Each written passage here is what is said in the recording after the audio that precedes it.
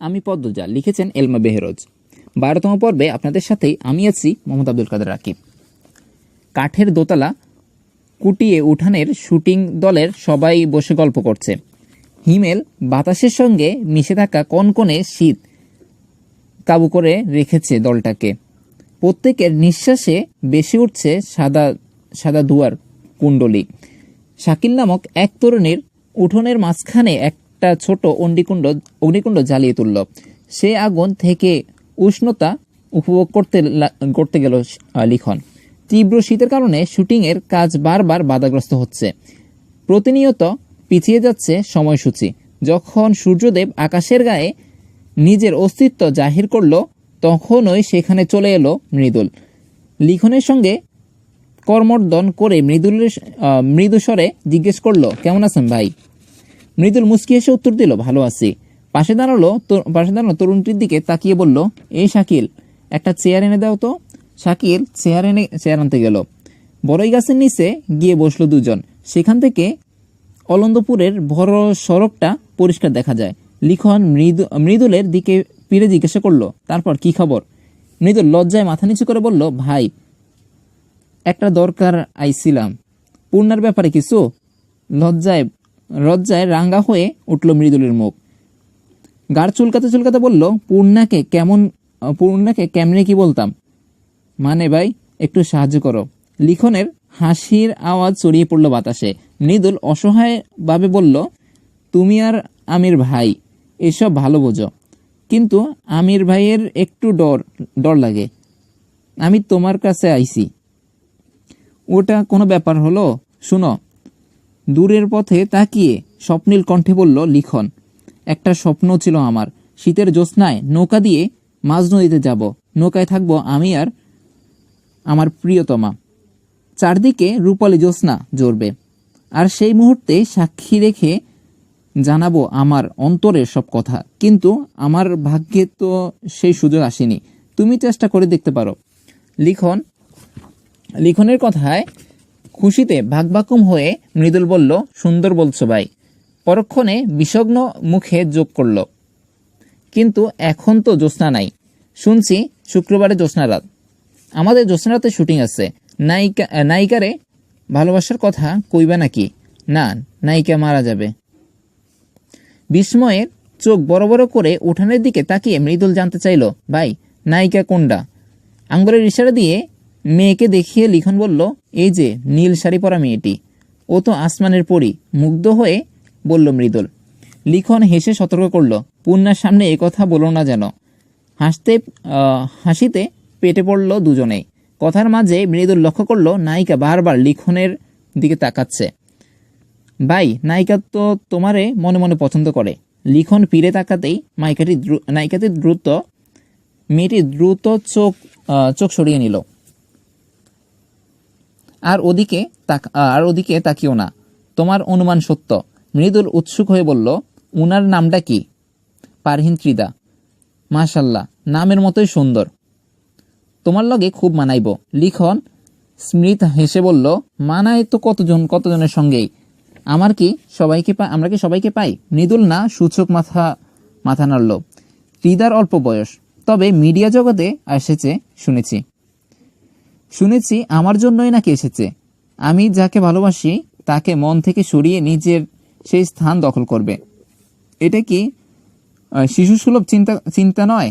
মৃদুল নিশ্চুপ শ্রোতা। আবেগঘন কণ্ঠে লিখন বলল, আমার জীবনে অনেক কিছু চাই। সব পাই না, এটাই বাস্তবতা। আমার কি নেই? সবই আছে, কিন্তু কিছুর অভাব নেই। শুধু একটাই অভাব, একটাই শূন্যতা। সেই শূন্যতা কখনো পূরণ হবে কিনা জানি না।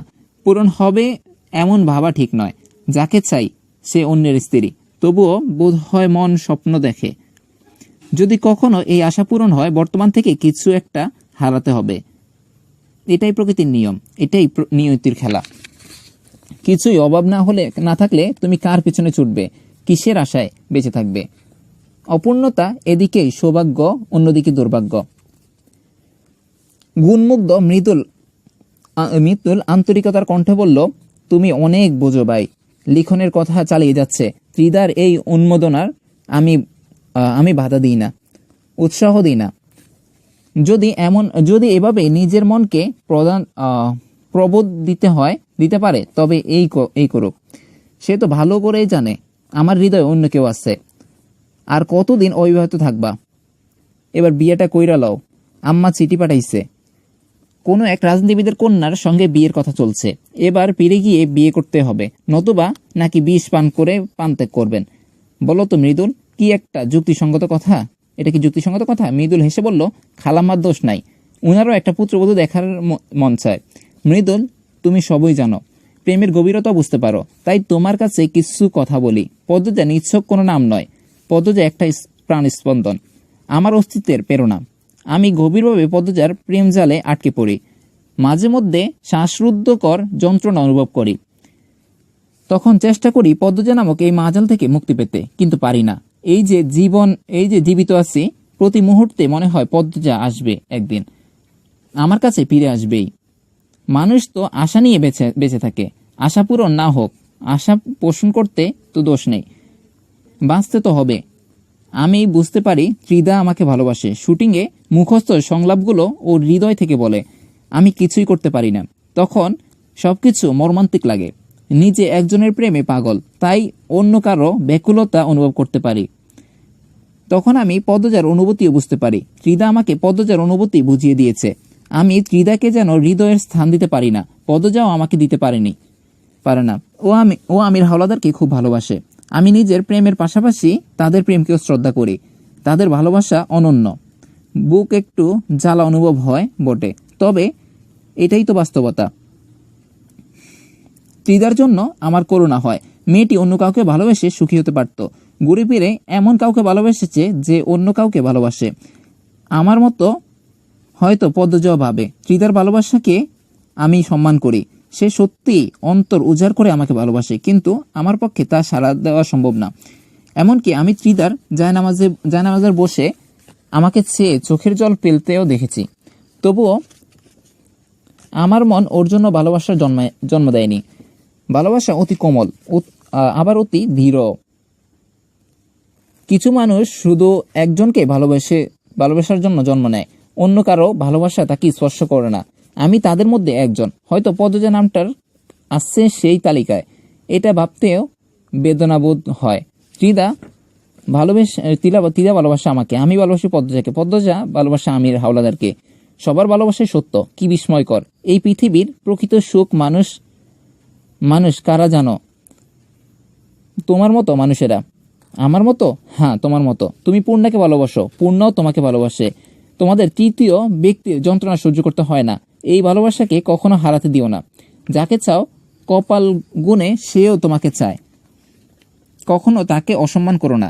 যেভাবেই হোক ধরে রেখো। ভালোবাসা অধরা স্বপ্নের মতো, সবাই পায় না।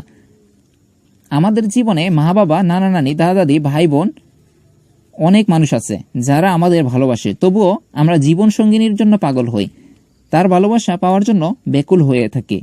নির্দিষ্ট একটা মানুষের ভালোবাসা ছাড়া নিজেকে শূন্য মনে হয়। এই মায়া পৃথিবীতে সৃষ্টির পর থেকে এসেছে। আমিও তেমন একজনকে ভালোবাসা পাওয়ার জন্য আকুল হয়ে আসছি, ঝাপসা ভরে হাঁটছি। এই জায়গাটা অন্য কাউকে দেওয়া সম্ভব না, তাই আমি বিয়ে করব না। কোনো নারীর হৃদয়কে হত্যা করার অধিকার আমার নেই। আমাকে যে বিয়ে করবে সে সুখী হবে না, আমি তাকে সুখ দিতে পারবো না। স্বামী হিসেবে ব্যর্থ হয়ে যাব, সেটা হতে দিতে পারি না। মনে একজনকে রেখে আরেকজনকে বিয়ে করা, তাকে সুখী করা একটা চ্যালেঞ্জ। আমি এটা চ্যালেঞ্জ নিতে পারবো না।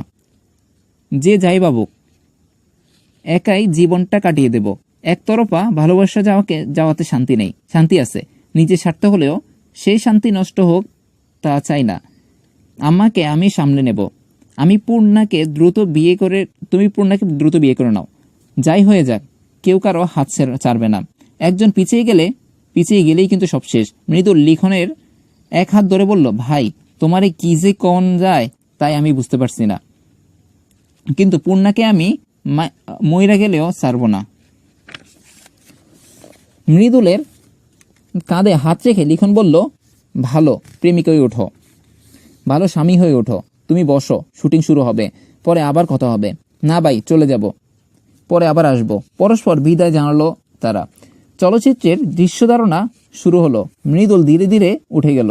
ত্রিদা নামক রূপসী মেয়েটির পরনে একটি সুন্দর শাড়ি, তার কোমর স্পর্শ করে লম্বা কালো চুল বাতাসে দুলছে।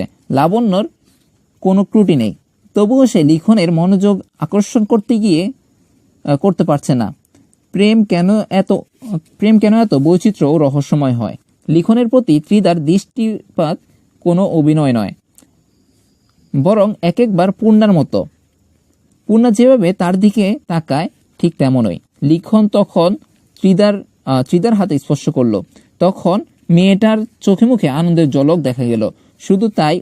শুধু এই অভিনয় মুহূর্তগুলো পরে তাকে লিখনের সান্নিধ্যে নিয়ে আসতে। মৃদুলের শরীরে অদ্ভুত একটা অনুভূতি বয়ে গেল। প্রেমের জগতে কত বৈচিত্র্য রূপের ভালোবাসা বসবাস। পূর্ণার কথা খুব মনে পড়ছে। পূর্ণার সঙ্গে সাক্ষাতের বাসনা নিয়ে সড়কের দিকে এগিয়ে গেল সে। বড়ই গাছের নিচে পড়ে রইল শূন্য দুটি চেয়ার। আজ এই পর্যন্তই। পরবর্তী অবশ্যই চোখ রাখুন আমাদের স্বপ্ন ডায়েরি ইউটিউব চ্যানেলটিতে। সবাই ভালো থাকবেন, সুস্থ থাকবেন। আসসালামু আলাইকুম ওয়া রাহমাতুল্লাহি ওয়া বারাকাতুহু।